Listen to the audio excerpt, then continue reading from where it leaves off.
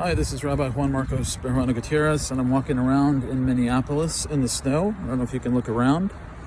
I actually enjoy the snow quite a bit because my breathing and my skin always feel better in the cold.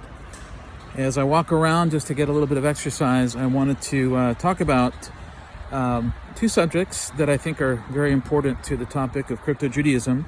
I just wrote a book titled The Karaites and the Question of Jewish Identity. And I have another short ebook that's going to come out in probably another month or so, on the Samaritans.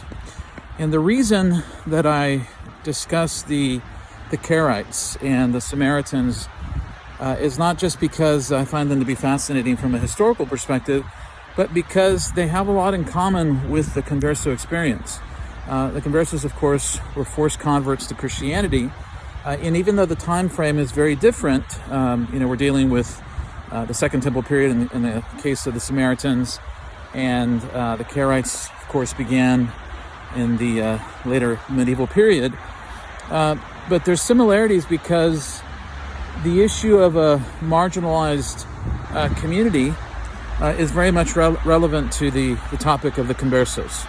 And you can see a lot of similarities between Anusim, Conversos, and Samaritans when you look at Talmudic sections that deal with how wine that is in the possession of Samaritans should be dealt with, or if they've slaughtered an animal, can you accept their meat as kosher? Can they be accepted as witnesses to a divorce document, a get? And what we find is you have similar issues that are raised with respect to Anusim.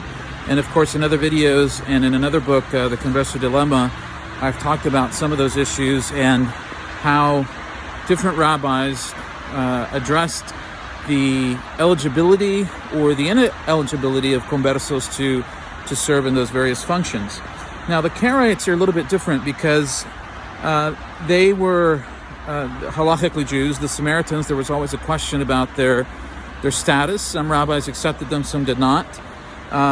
The Samaritans, of course, had a much sharper break, and in many ways, of course, their history goes back much further because it goes back to the aftermath of the First Temple period.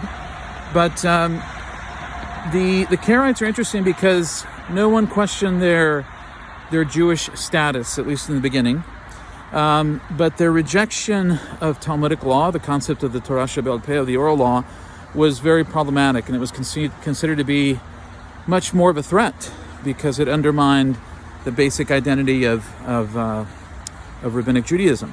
But in many ways, there's still a similarity between Karaites and Conversos because of the fact that there was a recognition of their Jewish background, and some authorities were more lenient in terms of allowing their children to be circumcised by rabbinic mochelim.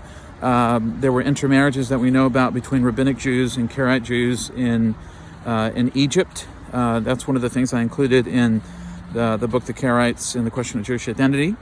And there have been concerns regarding the Karaites regarding their eligibility to marry in the modern period because of their differences in divorce law and in what marriages they consider to be permissible between certain relatives and so forth. But for the most part, I think you see that many Jews have been open to them and wanting them to, if you will, return.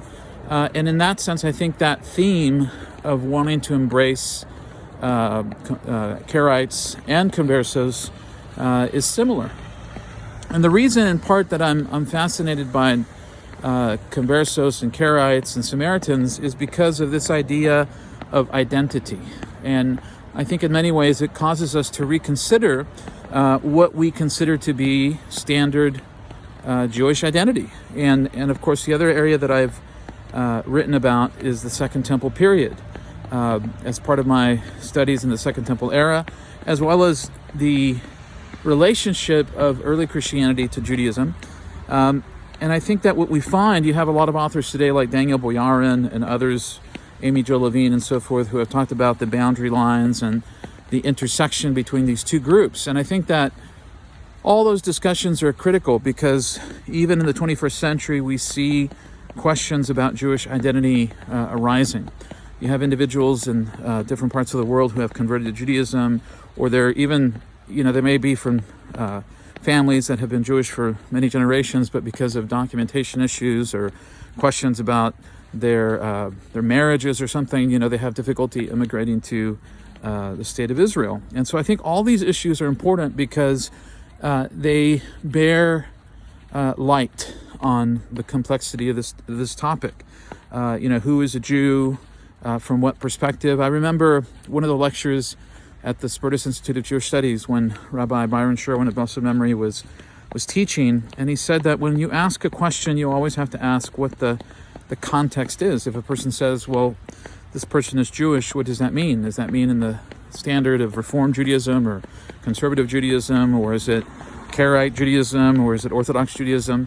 Who is the one who defines, and what is the context of that? So my basic point as I walk around here in the cold is that Jewish identity is complex, and I think that we need to understand all facets of it, whether we accept that specific expression in our local communities, in a particular synagogue or shul or Beit Knesset or temple.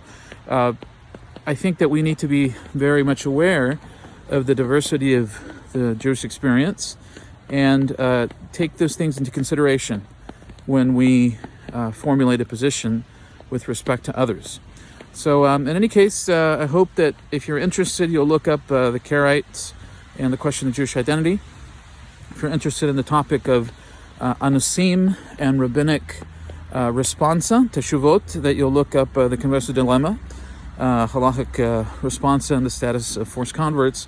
And hopefully in the next month or so, or maybe thereafter, I'll be working on that Samaritan book. And we'll see you in the next video.